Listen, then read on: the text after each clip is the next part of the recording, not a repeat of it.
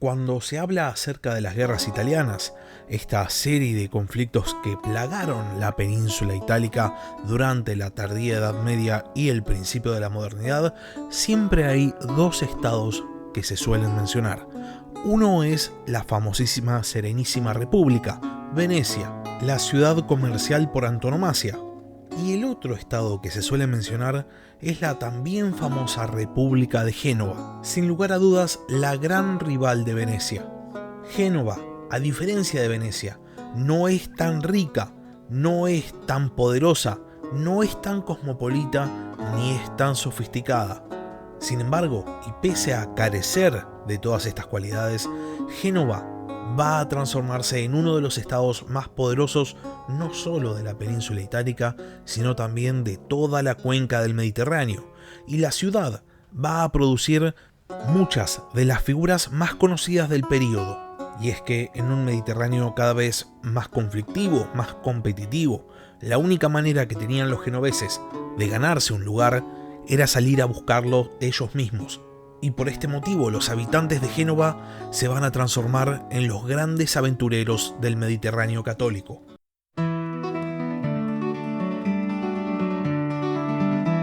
Hola a todos, sean bienvenidos al podcast de historia La Barba Roja de Barba Roja.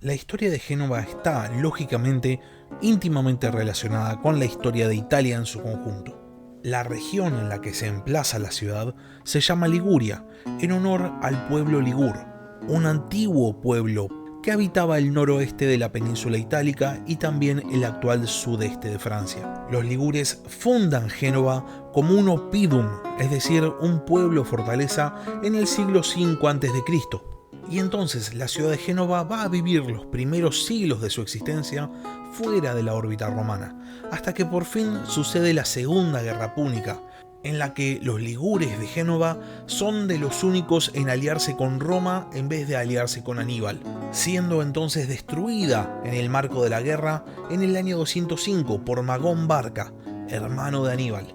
Después de la Segunda Guerra Púnica y con el avance romano sobre el norte de Italia, Génova es refundada por los romanos y pasa a formar parte de la República, y su destino va a estar lógicamente atado al destino de lo que va a ser el Imperio Romano de Occidente. Cuando Roma cae, Génova pasa a formar parte del Reino de Italia, siendo gobernada primero por los érulos y después por los godos, y volviendo a control romano una vez más con las campañas de Justiniano a Italia, formando parte de lo que se llama la Provincia Marítima Italorum. Ahora bien, poco tiempo después de la consolidación del poder bizantino sobre Italia, llega a la península un nuevo pueblo, los lombardos. Los lombardos, que como se podrán imaginar, dan su nombre a la actual región italiana de la Lombardía, logran consolidar su dominio tanto sobre el norte de Italia como sobre el sur, conquistando la totalidad de la Liguria para el año 643. Génova entonces pasa momentáneamente a estar bajo dominio de este pueblo germano, y entonces su destino se aleja de los romanos. Ahora bien, la ciudad va a cambiar nuevamente de manos cuando al norte de Italia llega Carlomagno, quien había sido convocado por el Papa para combatir a los lombardos.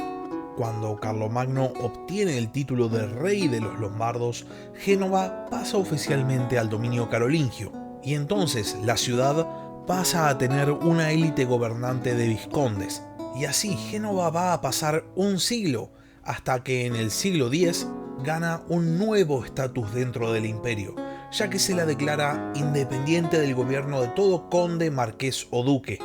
Génova entonces pasa a ser nominalmente independiente. Los genoveses hasta este momento habían dependido siempre de potencias imperiales, pero ahora se encontraban a cargo de su propio destino, y entonces deciden utilizar el medio que tienen, el mar, para salir a buscar fortuna. Lo primero que van a hacer los genoveses es encargarse de un problema que venían teniendo desde hacía tiempo.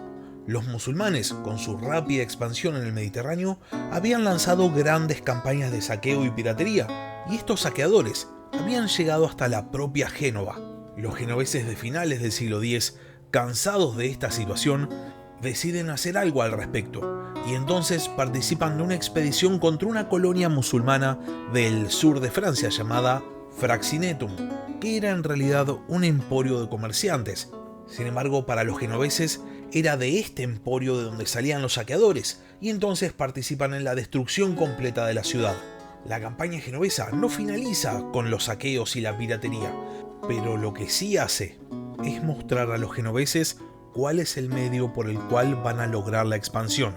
Sin embargo, si Génova quería expandirse, primero tenía que organizarse. La independencia era todavía un fenómeno reciente y en la ciudad todavía el poder estaba concentrado en las familias vizcondales. Los genoveses entonces crean un sistema de organización que va a transformar a la ciudad en una incipiente república, la llamada Compagnia Communis, que era básicamente un sistema de organización territorial por el cual cada persona pertenecía a una de estas compagnie, dependiendo no solo en qué barrio habían nacido, sino también a qué clase social pertenecían. La idea de la Compagnia Communis era establecer lazos de solidaridad y de reciprocidad, y entonces limitar el poder político de las tradicionales familias gobernantes. A su vez, aparte de la Compagnia Communis, en Génova se consolida el poder consular. 2 cónsules gobiernan la ciudad, siendo elegidos por una asamblea de la cual participan todos los ciudadanos de entre 17 y 70 años. Por último, cuando los cónsules dejaban el mando, pasaban a formar parte de un consejo que tenía atribuciones similares a las del antiguo Senado romano y que podía vetar las decisiones de los cónsules.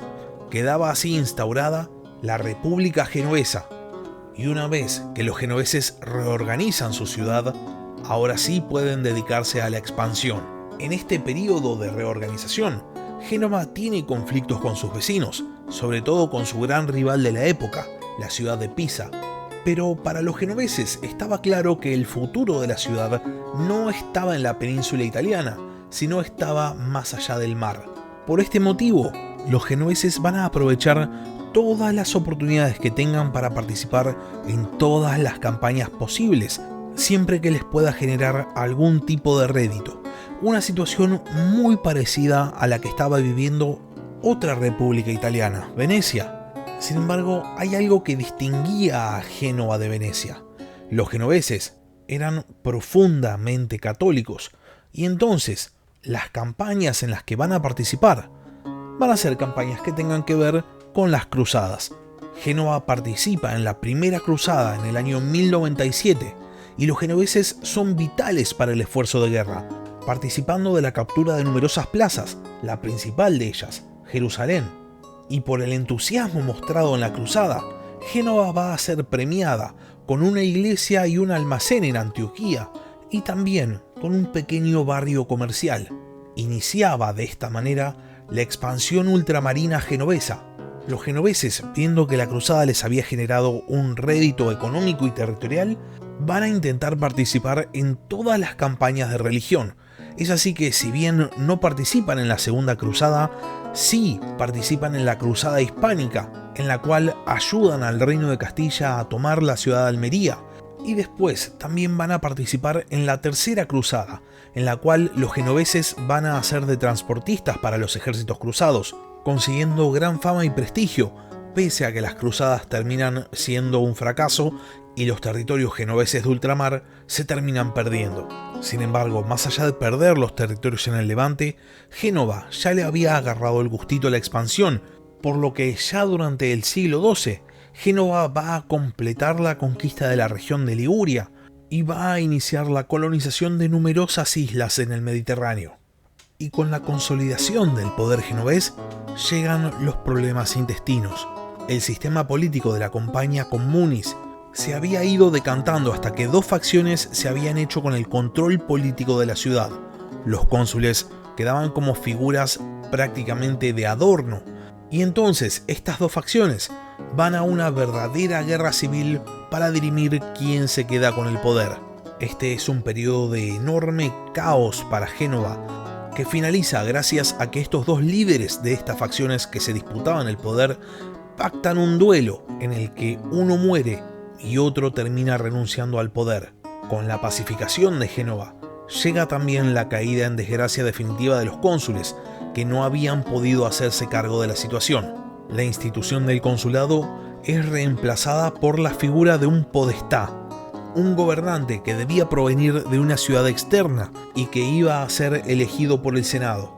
Es en este periodo que surge como contraposición a la figura del podestá la figura del capitano del popolo, literalmente el capitán del pueblo, con funciones similares a las del antiguo tribuno de la plebe romano, y que a su vez también tenía gran autoridad política, o al menos la suficiente para negociar tratados con potencias extranjeras, como es el caso de la figura de Guglielmo Boccanegra, el primer capitano del popolo de Génova que negocia con el emperador bizantino el Tratado de Ninfeo, que implicaba la ayuda de Génova para reinstaurar a los bizantinos en Constantinopla, terminando de esta manera con el Imperio Latino. Génova conseguía a cambio el monopolio del comercio del Egeo y aparte el establecimiento de colonias. Gracias al Tratado del Ninfeo, Génova logra establecerse como una nueva gran potencia comercial, pero Boccanegra, en vez de ser celebrado en su ciudad, va a ser exiliado, porque mientras se encontraba negociando este tratado, la diarquía del podestá y del capitano del popolo entra en crisis, y entonces en la ciudad se reanudan los conflictos políticos. La diarquía entonces va a ser reemplazada y Génova va a tener un nuevo sistema de gobierno. Una vez más, ahora la república va a ser gobernada por un doge, al estilo de los dogos venecianos, con un gobierno vitalicio. Sin embargo, el primer doge, Simone Boccanegra, es asesinado, y entonces se decide que los dogi van a gobernar por un periodo de 2 años, consiguiéndose por fin la estabilidad institucional en la república. Génova aprovecha este tiempo para realizar sus campañas de colonización más conocidas, las del Mar Negro, y también la república consigue expandirse por el norte de África. Génova entonces se transforma en la capital de un incipiente imperio comercial, y entonces entra en conflicto con otros incipientes imperios comerciales italianos de la época.